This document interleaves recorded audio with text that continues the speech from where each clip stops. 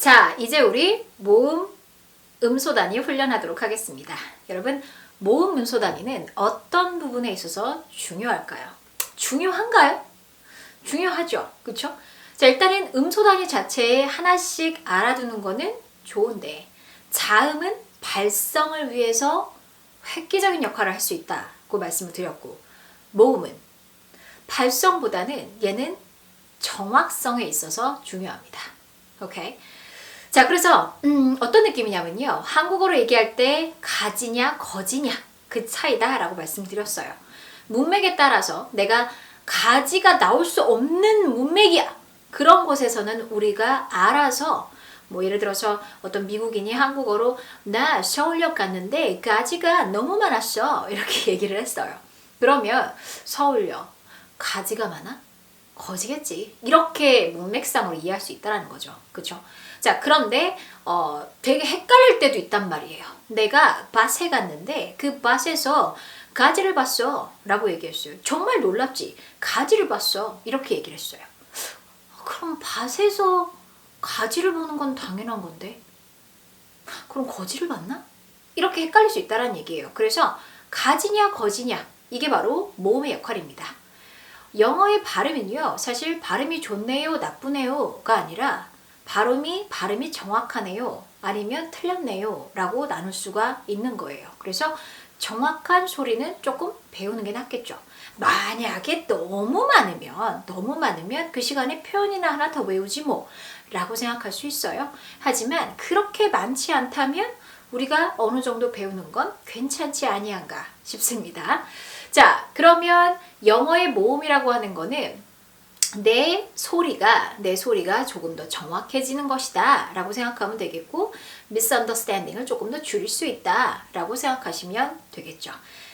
청각형 인간은요, 대충 잘 따라 합니다. 대충 저거는 요렇게 소리가 들리니까 나도 이렇게 소리를 내볼까 하면서 나름 그렇게 소리를 내요. 그쵸? 뭘 되게 정확하게 배워본 적은 사실 없을 수도 있어요. 그래서 그런 분들은 보통 발음이 왜 필요해? 공부가 왜 필요해? 그냥 들리는 대로 소리 내면 되잖아. 이렇게 생각하실 수 있어요. 그런데 문제는 우리 시각형 인간들이에요. 시각형 인간들은 들리는 대로 그 소리가 나오지 않는다는 게 중요합니다. 그래서 들었을 때 따라하세요? 안 따라해줘요. 따라했는데 자꾸 아니래. 뭐 이렇게 나오게 되는 거죠. 스트레스 이런데 사실 우리 시각형 인간들에게 필요한 건 이론입니다. 이론. 자, 이때는 입모양을 요만큼 벌리시고요. 요렇게 하시고요. 혀는 이렇게 들어가시는 겁니다. 라고 알려드리면 오히려 잘 따라하세요. 그런 분들은. 그래서 우리 시각형 인간들은 이론을 알고 연습하시는 게 너무 중요합니다. 자, 모음을 연습할 때는 어떻게 연습하시는 게 좋냐면요. 헷갈리는 소리들을 같이 연습하시는 게 좋으세요. 오케이? 예를 들어 한국어로 치냐면 가지와 거지, 가지. 우리 입장에서는 가지랑 거지 당연히 다른데 뭐 이게 헷갈리나요? 이렇게 생각할 수 있어요. 근데 영어도 그런 경우예요. 그들에겐 너무나도 다른 소리인데 우리가 느끼기엔 비슷한 소리처럼 들리는 것 뿐이거든요. 그죠? 그럼 가지, 거지 굉장히 비슷하네? 그런데 거기에 비해서 기지 이런 게 있다고 쳐봐요. 가지, 기지 완전 달라. 뭐 이런 애들은 굳이 같이 연습을 할 필요가 없다는 얘기예요. 그런데 들었을 때 뭔가 얘네 너무 비슷해. 이런 것들을 같이 공부하시는 게 좋습니다. 우리가 자음을 할 때는 유성음, 모성음으로 해가지고 그것도 쌍으로 공부했었잖아요. 그렇죠? 자, 모음도 마찬가지예요. 비슷하네. 그러니까 내가 듣기에 비슷하네. 혹은 내가 이거 두 개를 들었을 때 구별이 안 돼. 혹은 나는 이 둘의 차이를 모르겠어. 난 똑같이 하고 있었네. 이런 것들을 같이 공부하시고 들어봐서 구별이 되는지, 그 다음에 내가 소리를 또 구별해서 그렇게 내고 있는지 이렇게 공부하시는 게 좋습니다. 자, 그러면 우리 모음 중에서 어떤 걸 먼저 해볼 거냐면요, 여러분. 내 입이 너무 많이 벌어져야 하는, 즉 우리 한국인 입장에서는 너무너무 부담스러운 소리인 apple 소리를 연습해 보도록 할게요. apple, 요 소리는요, 사실 누가 중요한 아이냐면 요 턱의 움직임이 중요합니다. 이걸 위해서 우리가 제가 턱 푸는 운동 이런 것들을 했던 거예요. 한국어 할 때 얘가 이렇게 여러분 여기 만져보셨을 때 하품하잖아요. 하품할 때 빼고서는 얘가 이렇게 뼈가 열리는 경우가 없어요. 한국어 하면서 이렇게 열리지 않거든요. 그렇기 때문에 우리는 여기 턱을 잘 쓰지 않는 거예요. 그래서 엑서사이즈를 좀 해주셔라 라고 말씀을 드리는 거예요. 오케이? 자, 그런데 이 소리가 얘가 중요한 소리입니다. 여기가 아니라 여기예요. 둘 다 턱이죠. 그쵸? 영어로는 달라요. 얘는 chin이라고 하고 얘는 jaw라고 하죠. 한국어는 둘 다 턱이라고 하죠. 그러면 언제 계세요 하는 부분은 얘가 아니라 여기라는 거 잊지 마세요. 얘가 떨어지는 거지 얘를 인위적으로 이렇게 떨어뜨리는 게 아닙니다. 얘를 인위적으로 떨어뜨리면 굉장히 어색하게 소리가 들릴 수 있어요. 얘가 그냥 중력에 의해서 하고 바보처럼 하고 떨어진다고 생각을 하시면 긴장이 덜 들어가세요. 영어 소리에 있어서 제일 안 좋은 거 사실은 긴장이에요. 긴장이 빡 들어가서 보통 우리가 수강생분들이랑 이렇게 연습을 할 때 숙제를 내시잖아요. 그럼 너무 긴장이 너무 많아요. 너무 막 힘줬어요. 이런 것들이 있어요. 보통 우리는 언제 이러냐면 잘해야지 이렇게 생각하면 그렇게 하거든요. 그런데 어느 순간 너무 연습하다가 힘들어 하면서 에라 모르겠다 이렇게 해서 과제를 내실 때가 있어요. 저는 보통 잘하셨어요 이렇게 얘기합니다. 왜냐면 그땐 지쳤어. 그냥 몰라 하면서 대충 이렇게 힘을 안 주고서 이제 몰라 하고서 하는 거거든요. 보통 그럴 때 오히려 소리가 더 좋게 들려요. 그래서 긴장은 영어에 있어서는 적이다 라고 생각하시면 됩니다. 그러니 요 긴장 푸는 엑서사이즈는 매일 해주시는 게 좋다라는 거죠. 자, 그러면 우리 요 애플 소리는 어떻게 내는지 이론으로 설명을 드릴게요.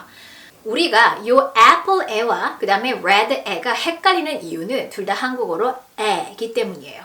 한국어로는 애로밖에 둘 다 표시가 안 되다 보니까 우리는 너무 헷갈린 거죠.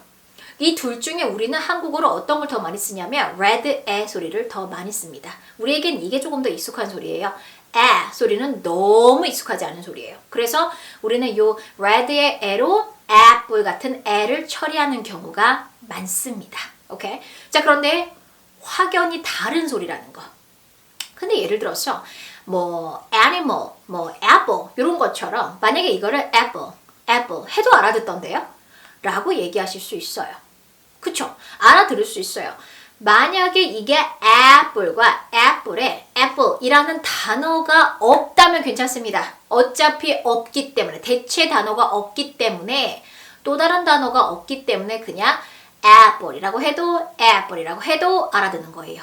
오케이. 그런데 문제는 bad 할 때랑 완전 뜻이 달라지는 경우 이럴 때 문제가 생기는 거지요. 자, 그러면 입모양부터 가보도록 하겠습니다. 입모양은 이렇게 쭉 벌리는 소리고 여기 네 군데에다가 실을 매달아서 빡 하고 벌리는 소리예요. 최대한 많이 벌리는데 어색하게 벌린다기보다 요 아래턱은요. 요 아래턱은 얘를 내리는 게 아니라 아래턱 여기가 열리는 느낌이에요. 그래서 하품하는 느낌으로 한번 해보세요. 시작. 열리죠? 그렇게 여는 거예요. 그 상태에서 한국어로 를 한다고 생각하면 여기 위에 있는 입술이 벌어져요. 그러니까 여기까지만 이렇게 애쓸 필요는 없다는 얘기예요. 그냥 아래턱만 내리고 그 다음에 한다고 생각하세요.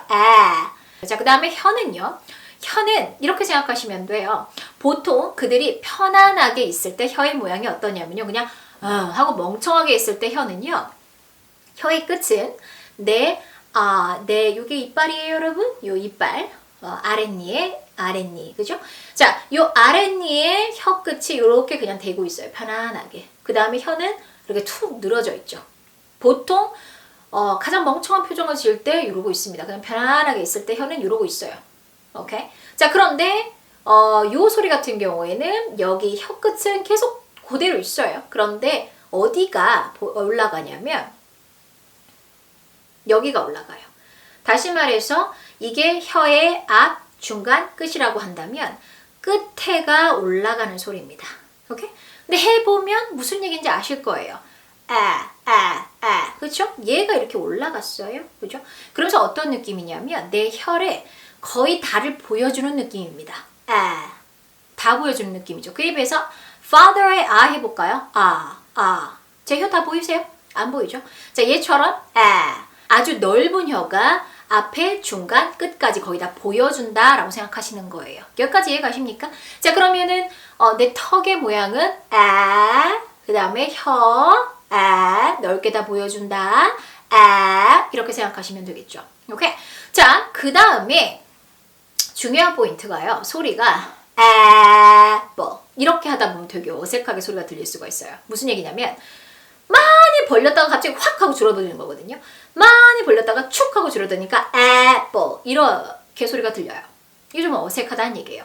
뭔가 벌렸다가 중간 단계 잊고서 이렇게 가야 되잖아요. 그래서 한국어로 그냥 이런 느낌보다 하는 느낌으로 조금 소리를 끌어주시는 게 중간 단계로 가는 느낌에 있어서 좋아요. 그래서 그냥 한국어로 가 아니라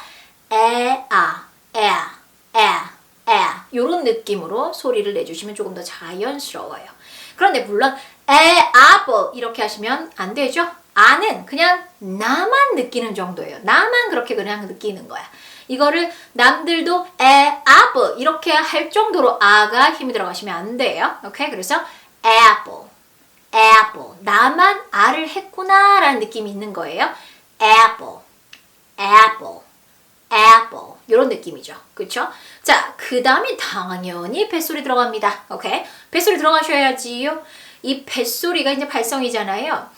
평소에는 그래도 발성이라고 하는 건 자음에 의해서 나오기 때문에 만약에 자음과 섞여져 있는 경우에는 별로 문제가 되지 않아요. 예를 들어 sad 이렇게 나오면 이때 발성을 담당하는 애는 S 소리였어요.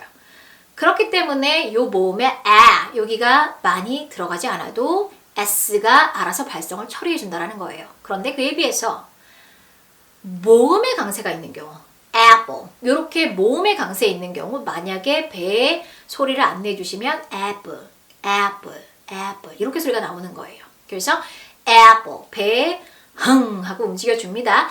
apple 이렇게 소리를 내시는 게 바로 오케이?